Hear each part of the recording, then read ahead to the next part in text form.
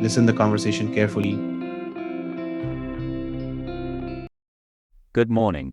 I'd like to know the process for opening a savings account. Could you help me with the details? Good morning. Certainly, I'd be happy to assist you.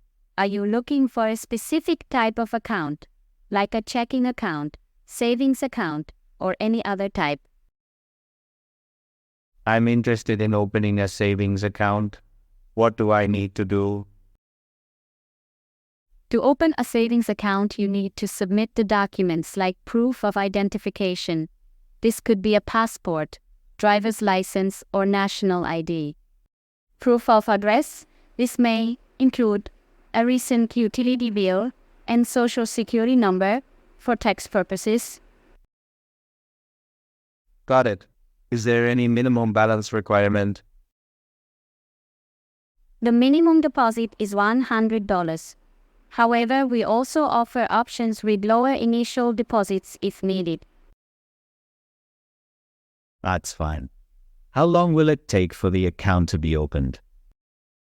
Once you provide the documents and fill out the account opening form, your account will be opened instantly.